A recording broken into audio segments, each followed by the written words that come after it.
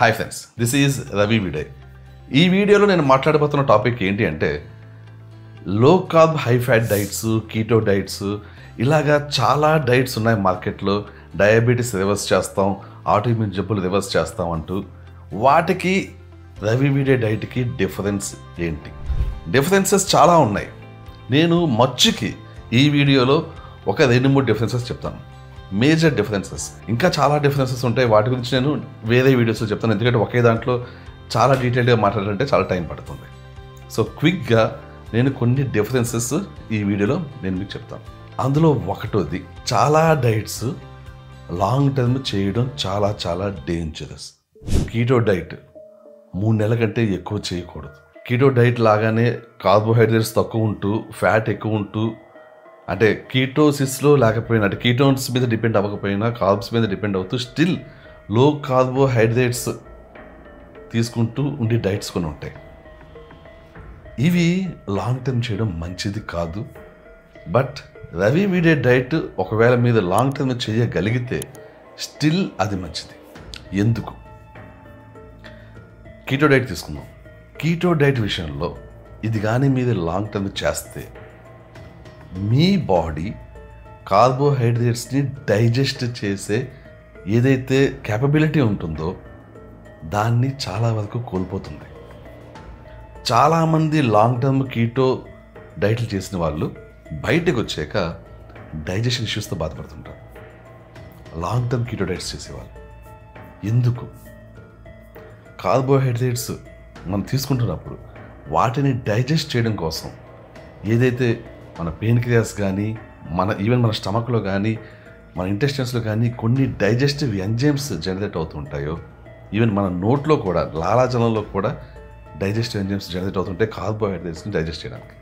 అవి సరిగ్గా ప్రొడ్యూస్ కావు. ఎందుకని? మీరు చాలా గ్యాప్ ఇచ్చేసారు. అవి కార్బోహైడ్రేట్స్ని డైజెస్ట్ చేయడం అనేది మర్చిపోతాయి. ఇది సాధారణంగా కీటో డైట్ 9 నెలలు అంతకంటే ఎక్కువ చేసిన వాళ్ళు గమనిస్తుంటాం. మీరు చాలామంది కీటో డైట్ లాంగ్ టర్మ్ చేసిన వాళ్ళు గమనించండి, వాళ్ళకి నెక్స్ట్ చాలా సివియర్ డైజెషన్ ఇష్యూస్ వస్తుంటాయి. ఆ తర్వాత వాళ్ళు సప్లిమెంట్స్ మీద డిపెండ్ అవుతారు. ఆ తర్వాత చాలా కష్టపడుతుంటారు. ఆ తర్వాత దాని నుంచి బయటకు రావడానికి కష్టపడి చాలాసార్లు మళ్ళీ కీటో డైట్లోకి వెళ్ళిపోతుంటారు. ఇది చాలా మందిలో గమనిస్తూ వచ్చాం. ఇదే సిమిలర్గా ఇలాగే ఎప్పుడైతే కార్బోహైడ్రేట్స్ డైజెషన్ అనేది మర్చిపోతుందో బాడీ, లివర్ కూడా ఒక రకంగా చెప్పాలంటే కార్బోహైడ్రేట్స్ డైజెషన్ని మర్చిపోయి ఎప్పుడైతే వీళ్ళు కార్బోహైడ్రేట్స్ తీసుకోవడం స్టార్ట్ చేస్తుందో లివర్ చాలా ఈజీగా టాక్సిక్ అయిపోతుంటుంది. ఇది కూడా లాంగ్ టర్మ్ కీటో డైట్ చేసిన వాళ్ళు గమనిస్తుంటాము. కీటో డైట్ కానీ ఈవెన్ లాంగ్ టర్మ్ లో కార్బ్ డైట్స్ తీసుకుంటారు కొంతమంది, వాళ్ళకి కూడా లివర్ ఇష్యూస్ రావడం గమనిస్తూ ఉంటాం. సో ఈ విషయం గుర్తుంచుకోండి. అయితే మీ కార్బోహైడ్రేట్స్ మెటబాలిజం అన్నా పడిపోతుంది, కార్బోహైడ్రేట్స్ డైజెషన్ క్యాపబిలిటీస్ అన్నా పడిపోతాయి. కీటో డైట్లో ఎక్కువ కాలం పడి ఉంటే, లో కార్బ్ హై ఫ్యాట్ డైట్లో ఉంటే వాళ్ళల్లో లివర్ ఒక రకమైన డ్యామేజ్ లోనవుతుంది. అది ఆ తర్వాత హై కార్బోహైడ్రేట్స్ ఇచ్చినా కూడా అది ప్రాసెస్ సరిగ్గా చేయలేదు. ఎలాంటి సిచ్యువేషన్కి వెళ్తారంటే లివర్ని కాపాడుకోవడం కోసమో లేకపోతే వాళ్ళ డైజెషన్ని కాపాడుకోవడం కోసమో చచ్చినట్టు మళ్ళీ కీటో డైట్లోకి వెళ్ళాల్సి వస్తుంటుంది. వాళ్ళు ఆ ఉచ్చులో అలాగా బిగుసుకుపోతారు, ఉండిపోతారు ఇంకంతే. ఇది రవి విడయ్ డైట్లో ఇది జరగదు. ఎందుకని? ఈ డైట్లో ఏ విధంగా నాన్ వెజ్ ఎక్కువగా తీసుకుంటారో అదే విధంగా వెజ్ కూడా తీసుకుంటారు. దుంపలు హై అమౌంట్స్లో దుంపలు తీసుకోవాలి, హై అమౌంట్స్లో వెజిటేబుల్స్ తీసుకోవాలి. అండ్ ఇక్కడ ఇంకొకటి ఏంటి, ఇది కంప్లీట్లీ యాంటీ ఇన్ఫ్లామేటరీ డైట్. ఇన్ఫ్లమేషన్ని పెంచే ఏ పదార్థం కూడా మనం తీసుకోము ఈ డైట్లో. సో అందువల్ల ఏంటంటే ఈ డైట్లో వచ్చేసరికి ఏమవుతుందంటే నాన్ వెజ్ ఈ డైట్లో మందులా పనిచేస్తుంది. మనం తీసుకునే దాంట్లో నాన్ వెజ్ మందులాగా వెజ్ సపోర్టింగ్ జాబ్కి పనిచేస్తుంది. సో ఆ విధంగా చేయడం వల్ల ఏమవుతుంది అంటే బాడీలో ఈ అసమతుల్యతలు ఉండవు.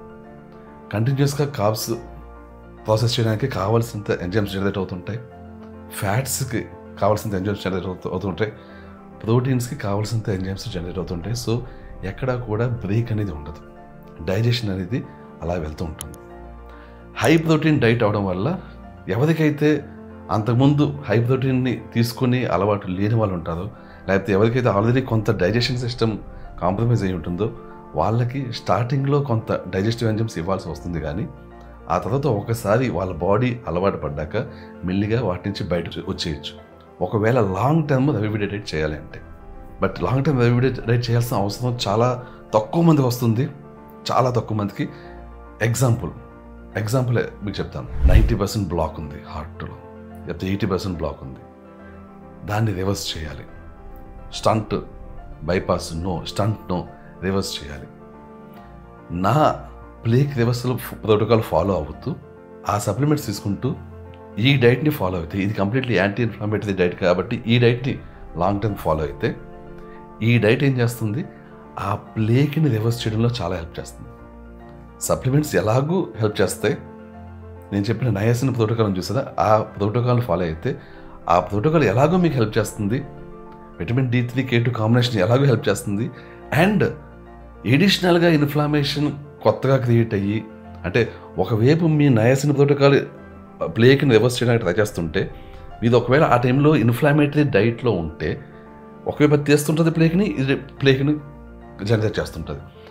అలాంటి ఇష్యూ రాకుండా ఈ డైట్లో ఉంటే ఇది కొత్తగా ప్లేక్ని క్రియేట్ చేయదు, యాంటీ ఇన్ఫ్లమేటరీలా పనిచేసి ఇది ప్లేక్ని రివర్స్ చేస్తుంటుంది. At the same time niacin protocol మీకు ప్లేక్ రివర్స్ చేయడంలో ఇంకా హెల్ప్ చేస్తుంది. వాళ్ళకి ఏదైతే 90% బ్లాక్లు 80% బ్లాక్లు ఉన్నాయో అవి చాలా వరకు వితిన్ 9 months to 1 yearలో రివర్స్ అవుతాయి. సో అలాంటి వాళ్ళు లాంగ్ టర్మ్ ఉండాల్సి వస్తుంటుంది. సో వాళ్ళకి లాంగ్ టర్మ్ ఉన్నా కూడా ఏ విధమైన ప్రాబ్లము ఉండదు ఈ డైట్లో.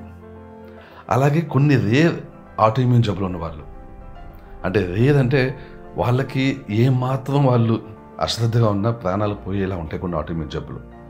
అంటే కొంచెం క్యాజువల్గా తినేద్దాం అనుకుంటే వాళ్ళకి బ్లడ్ క్లాట్ అయిపోతుంటాయి, వాళ్ళకి సడన్గా బ్రెయిన్ స్ట్రోక్ వచ్చేయచ్చు, హార్ట్ అటాక్ వచ్చేయచ్చు. సో ఇలాంటి కొన్ని రేర్ ఆటోఇమ్యూన్ కండిషన్స్ ఉంటాయి. వాళ్ళు కూడా ఎక్కువ కాలం పాటు ఈ డైట్లో ఉండాల్సి ఉంటుంది. బట్ స్టిల్ వాళ్ళకి ఏ విధమైన ఇష్యూ ఉండదు. బట్ మోస్ట్ ఆఫ్ ద కేసెస్లో, అంటే మీరు ఒకవేళ డయాబెటీస్ని రివర్స్ చేయాలనుకుంటే 3 నెలలు చేస్తే చాలు డైట్. ఆటోఇమ్యూన్ జబ్బులు రివర్స్ చేయాలనుకుంటే, అంటే for example body pains related, అంటే జాయింట్ పెయిన్స్ రిలేటెడ్, అంటే రొమటాయిడ్ ఆర్థరైటిస్ కానీ లేకపోతే మయోసైటిస్ కానీ ఇలాగా సిమిలర్ బాడీ పెయిన్స్ని క్రియేట్ చేసి ఆటోఇమ్యూన్ జబ్బుల్ని మీరు రివర్స్ చేయాలంటే 3 to 4 months సరిపోతుంది. అదే చర్మ సంబంధిత, అంటే సోరియాసిస్ లాంటి వాటిని మీరు రివర్స్ చేయాలంటే 3 to 6 months టైం పడుతుంది. సో ఇలాగా ఒక స్పెసిఫిక్ టైం పీరియడ్ ఉంటుంది, కానీ చాలా వరకు 3 monthsలో రివర్స్ అవుతుంటే, డయాబెటీస్ అయితే 3 monthsలో చాలా వరకు రివర్స్ అయిపోతుంది. సో మోస్ట్ ఆఫ్ ద కేసెస్లో 3 months అండ్ మ్యాక్సిమం 6 months వెళ్తాము. ఆ తర్వాత రేర్ కేసెస్లో 9 months లేకపోతే 1 year వెళ్తాము. అంతకు మించి వెళ్ళాల్సిన అవసరం ఉండదు. బట్ ఏ డ్యూరేషన్లో చేసినా కూడా రెవివిడే డైట్లో మీకు డ్యామేజ్ అంటూ ఉండదు. లివర్ పాడవడం, లేకపోతే మెటబాలిజం పాడవడం, లేకపోతే మీ డైజెషన్ ఇది పాడవడం, డైజెస్టివ్ ఎంజైమ్స్ తక్కువగా జనరేట్ అవ్వడం, ఇలాంటివి జరగవు. అండ్ ఇంకొకటి చాలా వేరే డైట్స్లో గమనిస్తుంది ఏంటంటే, ఇప్పుడు ఫర్ ఎగ్జాంపుల్ కొన్ని కీటో డైట్స్లో ఎలా ఉంటాయంటే, కీటో డైట్ చేసాక వాళ్ళకి LDL పెరుగుతుంది, ట్రైగ్లిసరైడ్స్ తగ్గుతాయి, టోటల్ కొలెస్ట్రాల్ కొంచెం పెరుగుతుంది. ఇది మంచి సినారియోనా చెడ్డ సినారియోనా? ఇది అటు మంచి సినారియో అనుకోవచ్చు, చెడ్డ సినారియో అనుకోవచ్చు. ఎలాగా మీ కొలెస్ట్రాల్ లెవెల్స్ ఇలా ఉండి, అంటే ట్రైగ్లిసరైడ్స్ తగ్గి LDL ఎక్కువ ఉండి, ఎక్కువ అంటే 150 to 200 మధ్యలో ఉండి, టోటల్ కొలెస్ట్రాల్ కొంచెం ఎక్కువ ఉండి, మీ ఇన్ఫ్లమేషన్ తక్కువ ఉంది అనుకుందాం. అంటే మీ HSCRP కానీ, ESR కానీ, ఫెరిటిన్ కానీ, హోమోసిస్టిన్ కానీ ఇవన్నీ కూడా కంట్రోల్లో ఉన్నాయనుకుందాం. అప్పుడు మీకు ఉన్న ఈ కొలెస్ట్రాల్ లెవెల్స్ వల్ల మీకు బెనిఫిట్ అవుతుంది తప్పించి నెగిటివ్ కాదు. కానీ చాలామంది కీటో డైట్స్ పాటిస్తున్న వాళ్ళల్లో గమనిస్తే వాళ్ళల్లో ఇన్ఫ్లమేషన్ లెవెల్స్ ఎక్కువ ఉంటున్నాయి. ఎస్పెషల్లీ వాళ్ళ LDL ఎక్కువ ఉన్నప్పుడు వాళ్ళ HSCRP కానీ, ESR కానీ ఎక్కువ ఉంటున్నాయి. అది వాళ్ళకి కార్డియోవాస్కులర్ ఇష్యూస్ వచ్చేలా చేస్తాయి. బట్ రెవివిడే డైట్లో మీకు ఒకవేళ LDL ఎక్కువ ఉండడం చాలా సందర్భాల్లో మంచిది, అది ఎలాగో చెప్తాను. LDL ఎక్కువ ఉన్నా మీ HSCRP తక్కువ ఉంటుంది, ESR తక్కువ ఉంటుంది. కాబట్టి మీకు కార్డియోవాస్కులర్ రిస్క్ అనేది ఏమాత్రం ఉండదు. అండ్ ఎల్డిఎల్ ఎక్కువ ఉండడం అనేది నిజానికి చాలా మంచిది, ఎస్పెషల్లీ మీ హార్మోన్ లెవెల్స్ పెంచడం కోసం. ఎందుకంటే ఎల్డిఎల్ నుంచి మీ టెస్టోస్టెరాన్ జనరేట్ అవుతుంది, సెక్స్ హార్మోన్స్ జనరేట్ అవుతుంటాయి. సో ఎల్డిఎల్ ఎక్కువ ఉంటే హార్మోన్స్ చాలా బాగుంటాయి, యూత్ఫుల్ కండిషన్లో ఉంటుంది మీరు. కాబట్టి అందుకని మీరు ఎప్పుడైనా 20 years ఉన్న వాళ్ళకి కొలెస్ట్రాల్ చెక్ చేస్తుంటే వాళ్ళ ఎల్డిఎల్ సాధారణంగా ఎక్కువ ఉంటుంది. అంటే వాళ్ళకి ఏదో హార్ట్ అటాక్, హార్ట్ సమస్య ఉన్నట్లు కాదు, వాళ్ళకి హార్మోన్స్ బాగా జనరేట్ అవుతున్నాయి కాబట్టి దానికోసం ఎల్డిఎల్ ఎక్కువ ఉంటుంది. అలాగే ఈ రవి విడే డైట్ చేసినప్పుడు కూడా మీకు ఎల్డిఎల్ కొంచెం ఎక్కువ ఉంటుంది. అది నిజానికి ఎక్కువ ఉండడం కాదు, అది మీ హార్మోన్స్ బాగా జనరేట్ అవుతున్నాయి అన్నదానికి నిదర్శనం. And at the same time ఏ విధంగా చిన్న వయసులో ఉన్న వాళ్ళలో ఇన్ఫ్లమేషన్ లెవెల్స్ తక్కువ ఉంటాయో అలాగే ఈ డైట్ చేసాక మీ హెచ్ఎస్సిఆర్పి కానీ ఈఎస్ఆర్ కానీ బాగా తక్కువ చేస్తుంటాయి. సో ఇలాంటివి మీరు గుర్తుంచుకోండి. ఇలాంటి విషయంలో కొంచెం మీరు పొరపాటు చేశారా మీ లివర్లు పడవచ్చు, మీ కొలెస్ట్రాల్ కానీ తేడా వచ్చిందంటే మీ కార్డియోవాస్కులర్ సిస్టమ్ పడవచ్చు ఇలాంటి కీటో డైట్లు, low carb high fat diets చేస్తున్నప్పుడు. బట్ రవి విడే డైట్లో ఇలాంటి రిస్కులు ఉండవు. సో చాలామందికి ఈ విషయంలో కొంచెం డౌట్లు ఉండొచ్చు అని చెప్పి క్లారిఫై చేయడం కోసం ఈ వీడియో చేస్తున్నాను. ఈ విషయాన్ని బాగా గుర్తించండి. ఒకవేళ వీడియోలో ఏమైనా డౌట్లు వస్తే వీడియోని మళ్ళీ చూడండి, మీ డౌట్స్ మళ్ళీ తీరుతాయి.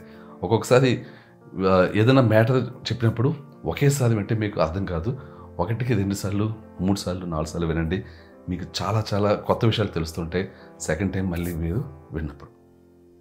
That's it. Thank you so much. I will catch you soon. Bye.